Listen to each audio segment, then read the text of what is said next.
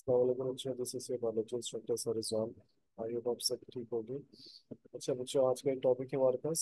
Last जो topics थे हम लोगों ने जॉइंट्स पढ़े थे। आज का जो हमारे पास टॉपिक है वो डिसऑर्डर्स ऑफ स्केलेटन है। पूरे स्केलेटन सिस्टम में और क्या क्या डिसऑर्डर्स या जो आपके पास जो इश्यूज हैं वो होते हैं, और इसमें से कुछ कॉमन आपके पास ही सामने लिखे हैं।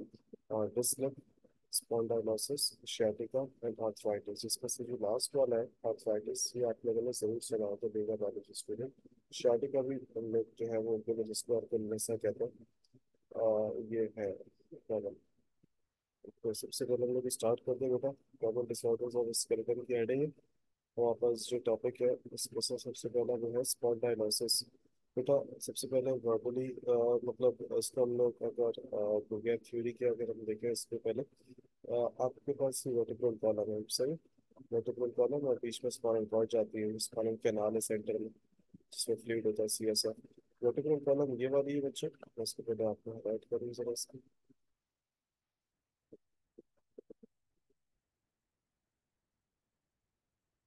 अच्छा, एक बेटा ये वाली बोन वर्टिब्रल कॉलम जिसको हम लोग स्पाइन कहते हैं या स्पाइन भी कहते हैं। तो बेटा वर्टिब्रल कॉलम जो होती है इसके दरमियान में कार्टिलेज होती है। ये आप देख सकते हो, ये भी कार्टिलेज है। ये दो रिंग्स होती है, आउटर और इनर रिंग, इसको कहते हैं इंटरवर्टिब्रल डिस्क। ये दोनों तो में गैप रखती है प्रॉपर, यानी कि ये दोनों आपस में दिया ताकि फ्रिक्शन ना करें, रगड़ ना खाए, और इनको लुब्रिकेट करती है, सही मूवमेंट में ईज प्रोवाइड करती है। स्पॉन्डालोसिस में स्पॉन्डालोसिस इज रिलेटेड टू एब्नॉर्मल स्पॉन्डालोसिस में एब्नॉर्मल ये डीजेनरेटिव यानी कि ऐसे चेंजेस जिसमें कोई चीज़ टूट रही है, वो आना शुरू हो जाते हैं किसमें, वर्टिब्रा में या वर्टिब्रे में। सही, यहाँ जिक्र नहीं कौन से वर्टिब्रे में, ये कहीं भी हो सकता है। ज़्यादातर स्पाइनल ये आपके पास ज़्यादातर सर्वाइकल वर्टिब्रा यानी कि C1 से C7 में होता है। दीज चेंजेस में डेवलप एबनॉर्मल ग्रोथ। इन चेंजेस की वजह से एबनॉर्मल ग्रोथ आना शुरू हो जाती है। उस आउट ग्रोथ को कहते हैं स्पर, यानी कि मिसाल के तौर पे यहाँ पे कोई आउट ग्रोथ बनना शुरू हो गई spur. Narrowing the gap between the adjusting vertebra, इसकी वजह से जो इंटरवर्टिब्रल डिस्क है ये नैरो होती रहती है। इसकी वजह से दोनों आपस में जो वर्टिब्रा है उनका जो गैप है वो आहिस्ता आहिस्ता क्या होता रहता है, कम होता रहता है। Narrowing the gap between adjusting vertebra, क्योंकि इसकी वजह से डिस्क भी कम हो रही है तो गैप भी कम हो रहा है रीढ़ की हड्डी में। और डीजेनरेशन ऑफ कौन सी disc, intervertebral disc. Intervertebral disc degenerate होती रहती है और उसकी बहुत बड़ी वजह एजिंग भी है, सही। It can occur in the cervical spine, ये बॉडी में आपके पास जितने भी vertebra cervical thoracic lumbar sacral coccyx सबसे ज्यादा जो देखी गई वो सर्वाइकल देखी गई है। It can occur in the cervical spine neck, इसको ये हम वापस थोरेसिक वर्टिब्रा में भी हो सकती है। अपर एंड मिड बैक में वापस लंबर स्पाइन यानी कि लंबर वर्टिब्रा में भी हो सकती है। L1 से L5 इस जो एब्डोमिनल वर्टिब्रा हम लोग इसको कैजुअल वर्डिंग में कह सकते हैं, थोरेसिक वर्टिब्रा के नीचे लंबर होती है। लंबर स्पॉन्डालोसिस जो है और सर्वाइकल है आर द मोस्ट कॉमन। आपकी बुक के एतबार से दो कॉमन है, क्योंकि पहले सर्वाइकल लिखना चाहे तो सीक्वेंस के एतबार से सर्वाइकल और लंबर ज्यादा है, सही है। एजिंग के अलावा भी बहुत सारे इफेक्ट्स हैं, इसलिए हम लोग कहते हैं कि सीधा बैठिए, स्ट्रेट बैठिए, टेक लगा के जब हम बैठते हैं उसके टेक के अलावा बैठते हैं तब भी हमें स्ट्रेट बैठना चाहिए। तो ये बहुत सारी चीज़ें काम करती हैं बहुत ज़्यादा। सुबह से रात जैसे कोई टाइम जैसे बाइक चलाने का सीन होता है उसमें भी है, क्योंकि एक्सट्रीम मतलब वो प्रेशर पड़ते रहता है वर्टिब्रा में ना, ये सीन होता है बेटा। डीजेनरेशन ऑफ वर्टिब्रा, ये vertebrae results in the compression of nerves. उनकी वजह से नर्व्स आपस में दब जाती है, कंप्रेस हो जाती है, जिसकी वजह से बहुत पेन होता है। नमनेस यानी कि सनपन, टिंगलिंग यानी कि ये सुई चुभती है या ऐसा लगता है यानी कि सुई चुभने वाला है। तो ये है ऐसा इसमें मामला। अगर ये काम हमारे पास हिप बोन के नीचे से पाँव के अंगूठे तक जा रहा है, हिप बोन के नीचे से या हिप बोन से लेके नीचे तक, तो समझो फिर ये आपको जो सेम वही कंडीशन है, बस अब इसका नाम अलग है। जो कि इसके ताल्लुक एक नर्व से, उस नर्व का नाम है शैटिक नर्व, और कंडीशन का नाम है बेटा शैटिका। इसकी वजह से चलने में बहुत प्रॉब्लम होती है। तो शैटिका क्या चीज़ है बेटा, शैटिका कंप्रेशन है, ये इंजरी है। तो किसी इंजरी से भी हो सकता है, एजिंग का भी सीन है, कंप्रेशन भी है। कौन सी नर्व में बेटा, शैटिक नर्व दब जाएगा पोस्टीरियर लिम्स, सही है? यानी कि हाइंड लिम्स की बात हो रही है। शियाटिक नर्व के बारे में अगर हम कहें बेटा, आपकी बॉडी की लॉन्गेस्ट और थिकेस्ट नर्व है ये। लॉन्गेस्ट और थिकेस्ट नर्व है in the body. It is made up of, ये कितने नर्व रूट से मिलके बनी छोटी छोटी, भाई देखो नर्व्स के रूट्स होते हैं, उनसे मिलके नर्व बनती है। स्पाइनल कॉर्ड में आपको मैंने पढ़ाया था दो रूट्स होते हैं स्पाइनल नर्व के। स्पाइनल नर्व के दो रूट्स हैं, डॉर्सल रूट और वेंट्रल रूट। इसी तरह ये शियाटिक नर्व है बेटा, शियाटिक नर्व, सही है। तो इस ये जो आपके पास नर्व है, अल्लाह भला करे आपको, ये छोटी छोटी कितने रूट से मिलके बनी, 5 रूट से मिलके बनी नर्व रूट्स। सही, जिस तरह आर्टरी के छोटे से कहते हैं आर्टीरियल्स। सही, which come together to form a right and left sciatic nerve on each side of the body। सही, on each side of the body right and left sciatic nerves होती है, जो 5 नर्व रूट से मिलकर बनी हुई है। sciatic nerve runs through, ये बेटा कहाँ से कहाँ तक होती है लाजमी आपको याद रखना। हिप्स यानी कि pelvic region से goes down the neck, ending just below the knee, then branches into other nerves। यानी कि आपको अल्लाह भला करे यहाँ से यहाँ तक तो नी तक तो है मामला इसके, उसके बाद फिर ये और अपने दूसरे ब्रांचेस में कन्वर्ट हो जाती है, यानी कि पाँव तक तो है ना पूरा। कुछ continue down the leg and into the foot and toes, अंगूठे तक, पाँव के अंगूठे तक। इसका जो दर्द है बेटा बहुत ज्यादा होता है। The main symptoms of sciatica pain originate in the lower back and radiate down the leg, यानी कि स्टार्ट होता है दर्द वहीं से, हिप रीजन से, और रेडिएट यानी कि फैलता हुआ है। जिस तरह एंजाइना पेक्टोरिस को दर्द उल्टे हाथ से लेकर सीने तक होता है, इसी तरह ये वाला जो दर्द है बेटा, ये लोअर बैक से लेकर फैलता फैलता पूरे नीचे पाँव तक जाता है।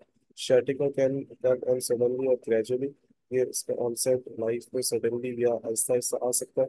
It depends on the cause, और इसकी वजह एक कॉज है, इंजरी है तो सडन आएगा, एजिंग का सीन है तो ग्रेजुअली होगा। सो नेक्स्ट आपके पास है disc, disc slip, disc intervertebral disc और उसको अपनी जगह से डिस्प्ले से जाना, तो ये कहलाता है स्लिप डिस्क या डिस्क स्लिप। देखो वर्टिब्रा के बारे में लिखा हुआ है, तो वर्टिब्रा और कुशन बाह्यतया, यानी कि जो हमारे पास वर्टिब्रा है वो प्रोटेक्टेड होती है कार्टिलेजिनस डिस्क से। डिस्क को हम लोग कहते हैं intervertebral disc. These disc act as shock absorber, ये डिस्क हमारी वर्टिब्रा के लिए शॉक एब्जॉर्बर्स है, और हमारे वर्टिब्रा को बेटा प्रोटेक्ट करती है daily activities like walking, lifting, running etcetera, यानी कि डेली एक्टिविटीज में हमारा वर्टिब्रल कॉलम बेंड होता है। हर चीज बैग उठाने से लेके वॉकिंग, लिफ्टिंग, रनिंग, तो ये वर्टिब्रा में stretchability, flexibility, elasticity kind of लेकर आती है। सही, और हर डिस्क के बेटा दो रीजन से, अगर मैं इस डिस्क को यहाँ बनाऊँ, कि पंजाब बोर्ड में बहुत अच्छा लिखा हुआ, एक होते हैं बेटा आउटर रिंग और एक होता है इनर रिंग। तो दिस वन इज, ये जो बाहर वाली जो रिंग है बेटा ये कहलाएगी आउटर रिंग, इसको कहते हैं एन्युलस फाइब्रोसिस।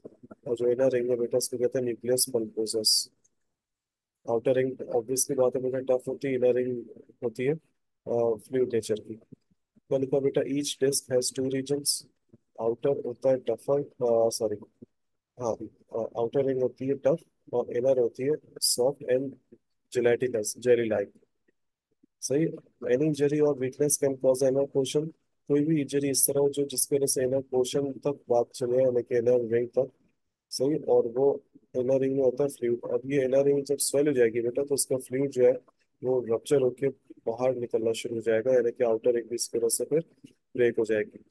तो इनर रिंग का जो फ्लूइड है वो रप्चर हो गया, इनर रिंग के स्वेल होने की वजह से वो वीक होना शुरू हो गया और वो बाहर निकलना शुरू हो गया। प्रोट्रूड का मतलब होता है बाहर आ जाना, और बाहर किस्म का। This is known as slip disc, इसकी वजह से डिस्क अपनी वजह से स्लिप हो जाती है, यानी कि काफी ज्यादा स्वेल हो गई, यहाँ तक आ जाएगी। herniated डिस्क यानी कि स्वेल्ड पार्ट, herniated मतलब स्वेल रीजन, और प्रोलैप्स, प्रोलैप्स का ये मतलब वो होता है अपनी जगह से हट जाना। इसकी वजह से क्या होता है बेटा, this results in severe pain, इसकी वजह से बच्चों सीवियर पेन होता है, एंड एक्सट्रीम डिस्कम्फर्ट, बहुत ज्यादा डिस्कम्फर्ट है। If the slip disc compresses, इस डिस्क की वजह से बेटा अगर कोई स्पाइनल नर्व दर्द हुई, तो स्पाइनल नर्व्स कहाँ से निकलते हैं बेटा, स्पाइनल कॉर्ड से। और आपको पता है बेटा यहाँ पे वर्टिब्रल कॉलम के अंदर स्पाइनल कॉर्ड है, वहाँ से नर्व्स निकल रही है, वहीं पर डिस्क मौजूद है। तो वो बता दें कि इन डिस्क की वजह से अगर कुछ ये जैसे नर्व है और इसकी वजह से नर्व दब गई, और दब जाने से ज्यादा खतरनाक कुछ इंजरी ऐसी होती है जिसको नर्व टूट जाती है, ब्रेक हो जाती है। तो नर्व के टूट जाने का सच कुछ इलाज नहीं है। आप नर्व को कैसे ठीक करोगे टूटी हुई नर्व को, तो वो तो समझो जिंदगी भर आप ये कह लो कि मोहताजी हो गई है, यानी कि आपको हो गया सीन, अल्लाह हाफिज, यानी कि नर्व का जो सीन है वो सेंसेशन का है बेटा। तो नर्व जो है, अब वो जो है टूट गई है, तो वो जिस जगह का फंक्शन कर रही तो वो जगह का फंक्शन खत्म हो गया, आप समझो। ये मामला था। क्या लिखा हुआ है? The slip disc compresses one of the spinal nerves. The victim may also experiences numbness, symptom, and pain along the affected nerve, pain that extends to the arms or legs and never settle in any posture of the body. यानी कि वो किसी भी position पे वो बैठ जाए, late जाए, वो दर्द ठीक नहीं होता, इतना खतरनाक है। एक और है आपके पास बेटा, बहुत मशहूर है ज़माना डिसऑर्डर, तो आप इसके लिए आर्थराइटिस। बेटा फर्स्ट में आपने किंगडम पढ़ा होगा आर्थ्रोपोडा। आर्थ्रो का मतलब होता है जॉइंट्स और पोडा का मतलब है लेग्स। यहाँ पे आर्थराइटिस, आर्थ्रो का मतलब होता है जॉइंट्स, आर्थ्रो का मतलब है, आर्थ्रो का मतलब ये रहा जॉइंट्स। और आइटिस का मतलब क्या होता है बेटा? आइटिस का मतलब है इन्फ्लेमेशन। अगर मैं सिर्फ आइटिस की बात करूँ, हेपेटाइटिस, आर्थराइटिस, सही। आर्थराइटिस का मतलब इन्फ्लेमेशन, आर्थरो का मतलब जॉइंट्स, सिंपल। ऐसे डिसऑर्डर, ऐसी कंडीशन जिसमें जॉइंट्स में क्या हो जाए? इन्फ्लेमेशन हो जाए। What is a joint? A joint is a region where two or more bones meet together. तो क्या होता है बेटा इसकी वजह से? या वो जॉइंट डिजेनरेट हो जाए, इन्फ्लेमेशन, तो ज्यादा सही वर्ड ये वाला, इन्फ्लेमेशन।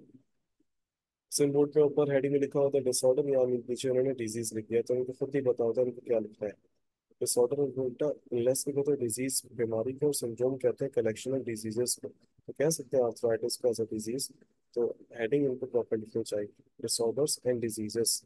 इट कॉजेज पेन बेटा, पेन होता है इसकी वजह से, जाहिर सी बात है, इन्फ्लेमेशन है, सूजन। वो तो है इन्फ्लेमेशन, लास्ट में making it difficult to move. आप अपनी हड्डियों को मुश्किल से मूव करवा पाते हो और stay active. There are many types of arthritis. ये थोड़ा सा मजे का टॉपिक है क्योंकि टाइप्स देखनी पड़ती है बेटा इसमें। देखो, एक टाइप होती है बच्चों ऑस्टियोआर्थराइटिस, और ये ओल्डर एडल्ट्स में होती है। सही। इसमें क्या होता है, जो जॉइंट कार्टिलेज होती है, जॉइंट्स में जो कार्टिलेज होती है, दिस वन, जो जॉइंट्स के दरमियान होती है, ये ब्रेक डाउन हो जाती है। रिपीटेड स्ट्रेस, रिपीटेड स्ट्रेस का मतलब आप समझ सकते हो, लाइफ टाइम वाला सीन है बेटा, कि आपने बहुत ज़्यादा एक्टिविटी करी पूरी लाइफ टाइम, आपने कैल्शियम इंटेक कम रखा, आपने अपनी डाइट अच्छी नहीं रखी, तो वो एक टाइम ऐसा आता है कि आपको फिर ये आर्थराइटिस होता है फिर। Is a most common form of arthritis, most common है बेटा, क्योंकि एल्डरली एज है ना। एनक्लास्ट एन एनकाइलोसिंग स्पॉन्डाइलिटिस और आर्थराइटिस ऑफ द स्पाइन, ये आपके पास ज्यादातर होता है इस वर्टिब्रल कॉलम में, यानी कि ये स्पाइन में वर्टिब्रल कॉलम के सीने।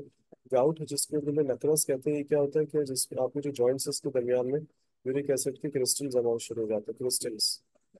यहाँ पे, जैसे यहाँ पे, यहाँ पे, यहाँ पे, तो जब यूरिक एसिड के क्रिस्टल जमा शुरू हो जाते हैं बेटा, यूरिक एसिड ज्यादा होता है, कोलेस्ट्रॉल लेवल लोगों का ज्यादा होता है, बहुत सारे लोगों की बहुत मीठा खाने की बहुत ज्यादा ही आदत होती है, कोलेस्ट्रॉल, ऑयली चीजें, उसकी वजह से यूरिक एसिड जो है वो जमा होना शुरू हो जाता है। इसकी वजह से जो इन्फ्लेमेशन होती है जॉइंट्स में, उसको कहते हैं गाउट। और एक बहुत खतरनाक टाइप है आर्थराइटिस की बेटा, कॉमन देखे तो ऑस्टियो, और खतरनाक देखे तो ये वाली है रूमेटॉइड आर्थराइटिस। बेटा एक ऐसा कंडीशन है जिसमें ज्यादातर इम्यून सिस्टम इन्वॉल्व होता है। तुम बोलो इम्यून सिस्टम का क्या लिंक है बेटा? Auto immune disease. Auto immune का मतलब है कि जिसमें मेरी बॉडी ऑटो, इससे ज्यादा लिखने से अच्छा ये वायरस है, ये ऑटो इम्यून बेटा। मैं पहले लिख देता हूँ उसको, फिर मैं इसको बड़ा कर देता हूँ। ऑटो इम्यून का मतलब है बेटा जिसमें हमारे अपनी बॉडी के जो डब्ल्यूबीसीज है, हमारे बॉडी के सेल्स को अटैक करना शुरू कर देता है, और उसकी कॉज अभी तक अननोन है। ऑटो इम्यून डिसऑर्डर्स की वजह से डायबिटीज भी हो जाता है। तो ऑटो इम्यून का मतलब है सेल्फ अगेंस्ट सेल्फ, यानी कि मेरी बिल्ली मुझे में आऊँ, यानी कि मेरे डब्ल्यूबीसीज हमारे इस बैक्टीरिया को मारते मारते मेरे ही बॉडी सेल्स को मारना शुरू हो जाए। और अगर वो जॉइंट्स में आपस में, यानी कि बोन्स के सेल्स को मारे, तो समझो रिमेटॉइड आर्थराइटिस है। सही है। उस पर सिनोवियल मेम्ब्रेन से, यानी कि सिनोवियल जॉइंट्स बहुत मुतासर होता है। सही है। तो मामला तो ये है। मेरे पास कुछ पिक्चर्स है, मैं आपको बताता हूँ। जैसे मिसाल के तौर पे, एक और भी प्राविसन बोर्ड में टॉपिक था, क्लेफ पैलेट, यानी कि पैलेट होती है बेटा, पैलेटाइन बोन होती है। एक हमारी होती है सॉफ्ट पैलेट पीछे की तरफ, और एक होती है जबान के ऊपर हार्ड पैलेट। तो सॉफ्ट पैलेट के पास ये देखो पैदाइशी ये टूटा हुआ है, तो ये क्लेफ पैलेट है। ये भी डिसऑर्डर है जो आपको नहीं बोर्ड में नहीं थी, नहीं, तो टूटा हुआ तालु कहते हैं इसको। यानी कि अब इसकी फिर सर्जरी की जरूरत है। अब 10 साल के टॉपिक और डायग्राम है। स्लिप डिस्क, अब देख सकते हो हेलमेटेड डिस्क भी कहते हैं इसको। सही है। तो ये डायग्राम है आपके पास। शार्टिका, शार्टिका का तो जिक्र बेटा लोअर बैक का ही सीन है, और ये आपके यहाँ पेल्विक रीजन से फ्लो तक। तो ये दर्द बहुत शदीद होता है बेटा, आप टॉप रीजन भी लिख सकते हो पेल्विक रीजन को। बस यू कैन सी कि आज के टॉपिक्स में हम लोगों ने डिसऑर्डर्स ऑफ जॉइंट्स पढ़े।